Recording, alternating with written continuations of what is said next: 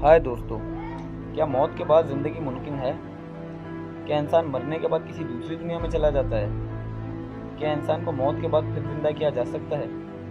दोस्तों, इस सवाल का जवाब इंसान सदियों से ढूंढ रहा है। इस सवाल ने इंसान को सदियों से परेशान किया हुआ है। इसी वजह से इंसान ने मम्मियाँ और दूसरी चीज़ें बनाना शुरू की।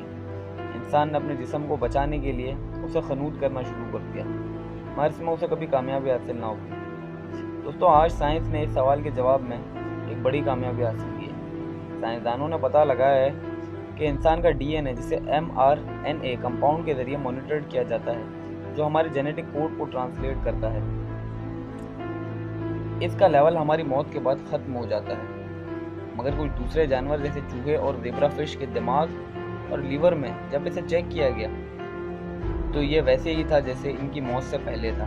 दोस्तों, चूहों की 38,501 जीन्स में से साइंसदानों ने 548 ऐसी ढूंढ ली जो दोबारा जिंदा की जा सकती है, और ज़ेब्रा फिश की 6,802 जीन्स में से 515 ऐसी ढूंढ ली जो दोबारा जिंदा की जा सकती है। दोस्तों, एक और एक्सपेरिमेंट किया गया जो जर्मनी में हुआ।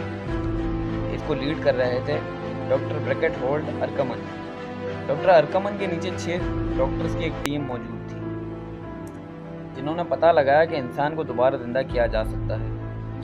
दोस्तों, इन्होंने अपना एक्सपेरिमेंट कई तरह के लोगों पे किया जो अलग अलग मज़हब से ताल्लुक़ रखते थे, जिसमें मुसलमान, सिख, ईसाई, यहूदी शामिल थे। इस एक्सपेरिमेंट में इंसानों को एक मशीन पर लिटाया जाता, जिससे इन्हें 40 मिनट के लिए मौत में भेज दिया जाता।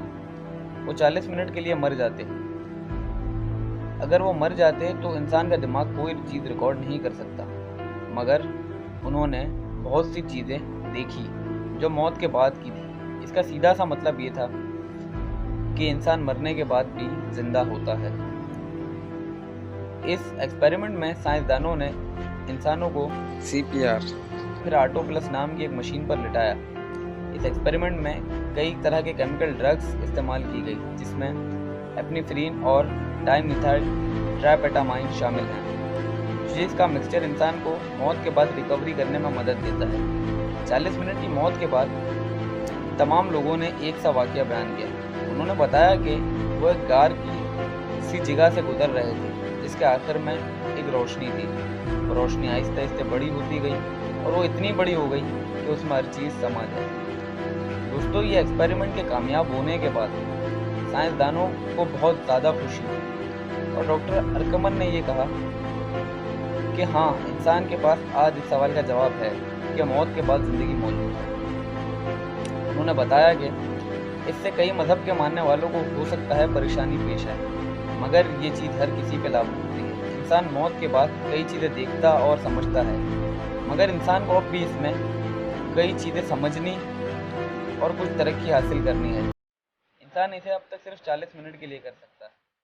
दोस्तों, कैसा होगा अगर इंसान किसी चीज़ के सिर्फ डीएनए से उसे पूरा बना ले? जैसे अमेरिका में कई साल पहले एक एक्सपेरिमेंट किया गया था, इसमें एक भेड़ का क्लोन बनाया गया था, और वो भेड़ 7 साल तक जिंदा रही।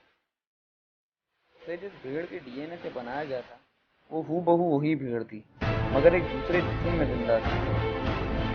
इंसान के क्लोन बनाने पे आज पाबंदी लगी थी, मगर कौन जानता है कि अमेरिका के साइंसदान इंसान के क्लोन बना रहे हैं और उन्हें असली इंसानों से रिप्लेस भी कर रहे हैं। अब साइंसदान डायनासोर को फिर से जिंदा करने की कोशिश कर रहे हैं। वो डायनासोर की हड्डियों से उनका डीएनए निकाल कर उनका क्लोन बनाने की कोशिश कर रहे हैं, मगर इस चीज़ों में अब तक इन्हें कामयाबी हासिल नहीं हुई।